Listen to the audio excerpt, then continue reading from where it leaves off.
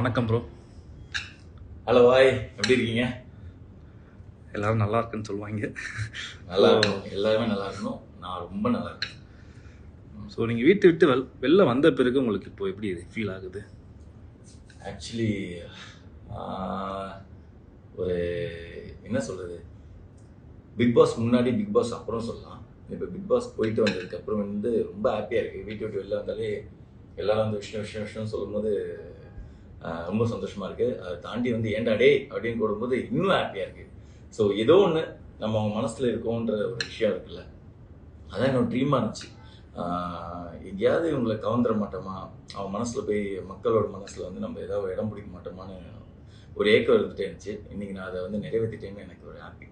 So I'm so happy. Super. வீட்டுக்குள்ளே யார் உண்மையாக இருந்தாங்க, யார் பொய்யா இருந்தாங்க?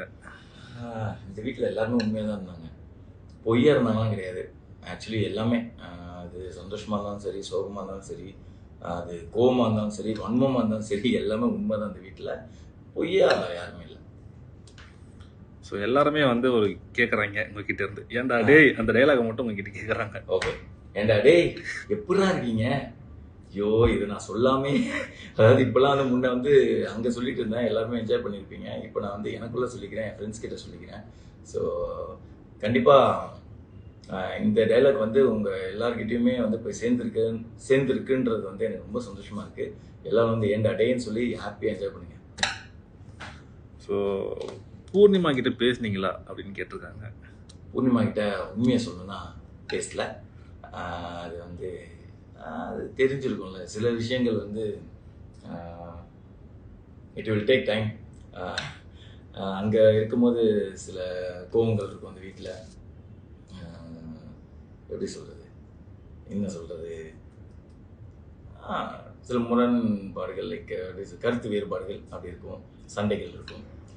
அது இன்னும் வெளியில் வந்துட்டு இன்னும் என்னோடய ப்ரைவேட் டைம் தான் எடுத்துகிட்டு இருக்கேன், தாண்டி இன்னும் இதை ரிசால்வ் பண்ணுறதுக்கோ பேசுறதுக்கோ டைம் எடுக்கல. ஸோ நான் இன்னும் பேசல மாட்டேன். யார் ரொம்ப ஸ்ட்ராங் கண்டஸ்டன்ட் நீங்கள் நினைக்கிறீங்க? பிக் பாஸ் ஹவுஸ் வீட்டுக்குள்ளே போனவுடனே நான் வந்து ஸ்ட்ராங்குன்னு பார்த்தது வந்து பிரதீப் வந்து ஒரு ஸ்ட்ராங்கான கண்டஸ்டன்ட் எனக்கு தெரியும்.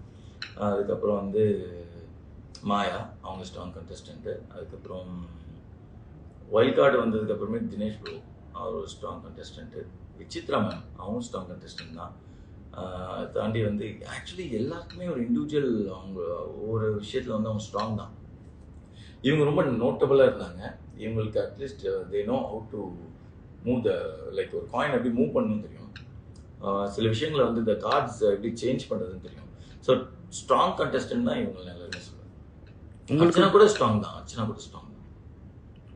உங்களுக்கு பிடிச்ச கண்டஸ்டன்ட்னா?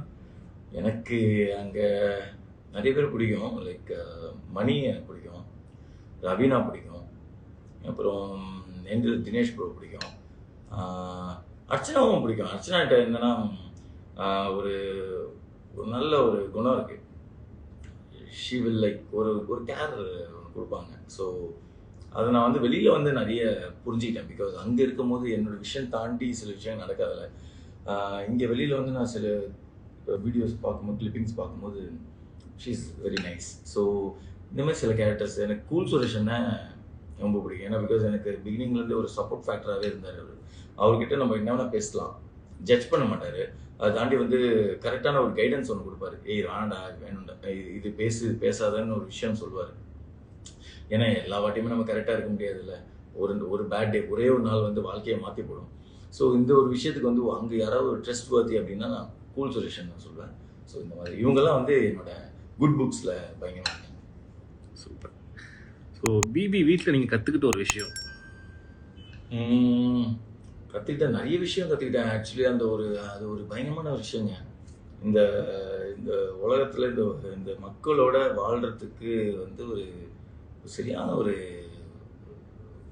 எப்படி சொல்கிறது, ஒரு புரிதல். ஓகேங்களா, இவங்களோடலாம் எப்படி நம்ம லைஃப்பில் வந்து நிறைய விஷயங்கள் வந்து எப்படி சொல்கிறது, சில பேர் என்ன நினைப்பாங்க, எப்படி பேசணும், நிறைய விஷயங்கள் இந்த வீடு கற்றுக் கொடுத்துருச்சு. அது எப்படி வாழ்க்கைக்கு ஒரு அனுபவம் இந்த ஒரு பிக் பாஸ் வீடு.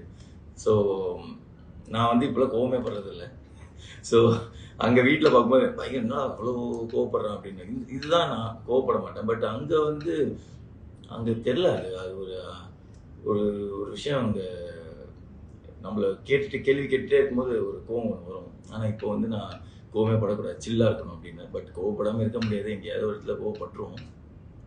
அந்த பொறுமை, நிதானம், தெளிவாக பேசுறது, இந்த ஒரு விஷயங்கள், அந்த பாயிண்டாக பேசுறது, அந்த விஷயம் நான் கற்றுக்கிட்டேன்.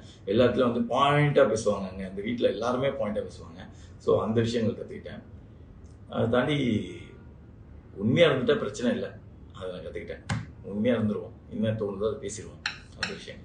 சூப்பர். அடுத்து எப்போ அந்த 10,000 வாழை வெடிப்பீங்கன்னு கேட்குறாங்க. 10,000 வாழை வெடிச்சிட்டேனே, நான் சொன்னேன் செஞ்சுட்டேன். ஓகே, மக்கள்லாம் ஹாப்பியாக இருப்பீங்கன்னு நினைக்கிறேன். ஸோ அதை சொன்னேன் செஞ்சுட்டேன். ஸோ நீங்கள் ஹாப்பினா நான் ஹாப்பி. எபிசோட்ஸ்லாம் பார்த்தீங்களா? எபிசோட்ஸ் பார்க்கல, ஆனால் நிறைய கிளிப்பிங்ஸ் பார்த்தேன். நல்லதும் பார்த்தேன், கெட்டதும் பார்த்தேன். என் பின்னாடி பிச் பண்ணதும் பார்த்தேன், என்னை பற்றி நல்லா சொன்னதையும் பார்த்தேன். ஸோ ரெண்டுமே பார்த்தேன். இப்போ வெளியில் வந்த பிறகு யார்கிட்ட பேசுனீங்க? தினேஷ் ப்ரோகிட்ட பேசினேன், மணிகிட்ட பேசினேன், ரவீனாகிட்ட பேசினேன், அர்ச்சனாகிட்ட பேசினேன், ஐஷு கிட்ட பேசினேன், கூல் சுரேஷன்கிட்ட, அது ஃபஸ்ட்டு அவர் பேர் தான், கூல் சுரேஷன்கிட்ட பேசினேன். பிராவோட்டெல்லாம் டெய்லி சுற்றுறேன் அவங்க கூட. ஸோ நல்லா இவங்கெல்லாம் வந்து நான் டச்சில் இருக்கேன். மற்றபடி வேறு யார்கிட்ட இல்லை, மற்ற என்கிட்ட பேசினேன். பிக் பாஸ் வீட்டில் இருக்கவங்ககிட்ட. தினேஷ் ப்ரோவை பற்றி ஒரு ஃபியூ வேர்ட்ஸ் சொல்லுங்கன்னு கேட்டிருக்காங்க. தினேஷ் ப்ரோ வந்து ஒரு ஆக்சுவலி பார்த்தீங்கன்னா எனக்கு அவர் முன்னே தெரியும், ரொம்ப க்ளோஸ் கிடையாது. பட் அந்த வீட்டுக்கு வரும்போது எனக்கு அவரை பற்றி எனக்கு வெளியில் தெரியும். ஓகே, இவர் வந்து ரொம்ப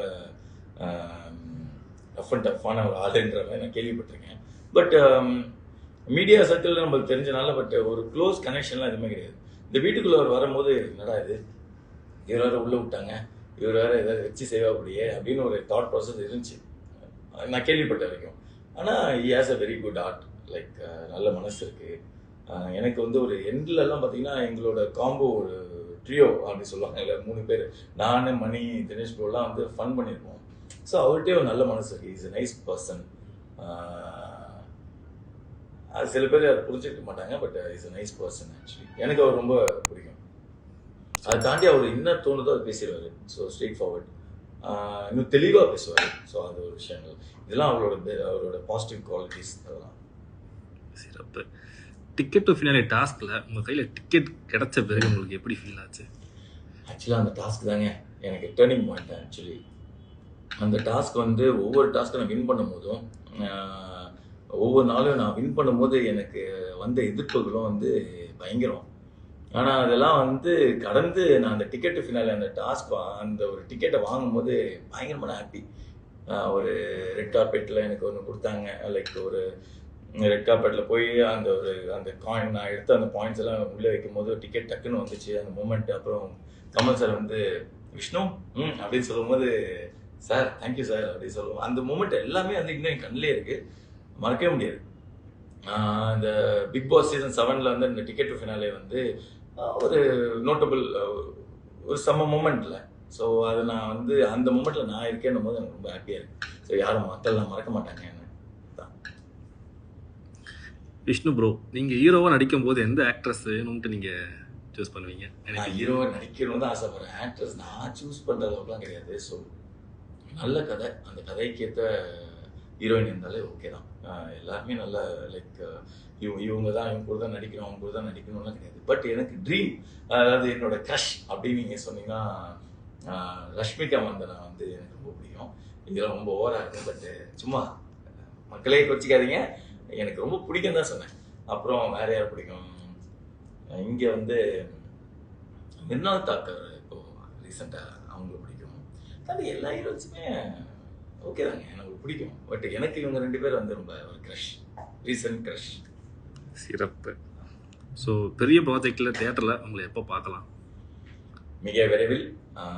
என்னோட நெக்ஸ்ட் அப்டேட் வந்து அதுவாக தான் இருக்கும். ஸோ அதுக்கான ஒர்க் தான் போயிட்டுருக்கு. நான் வந்து அந்த ஒரு ஃபர்ஸ்ட் லுக் போஸ்டரோட உங்களை சந்திக்கிறேன். சிறப்பு. அடுத்த பிளான் ஆரம்பிச்சிருச்சு. அதுதான் இந்த ஒர்க் தான் போயிட்டுருக்கு. அந்த ஃபர்ஸ்ட் லுக் வந்துச்சுன்னா ரொம்ப ஹாப்பியாக இருக்கும். அதை தாண்டி ஒரு நல்ல ப்ராஜெக்டில் உங்களை என்டர்டெயின் பண்ணுற மாதிரி ஒரு ப்ராஜெக்டை நான் லான்ச் ஆகணும்னு ஆசைப்பட்றேன். அதை தாண்டி எனக்கு ஒரு நல்ல ஒரு இடம் கொடுத்துருக்கீங்க. இந்த பிக் பாஸ் எனக்கு ஒரு நல்ல பிளாட்ஃபார்ம் கொடுத்துருக்கு.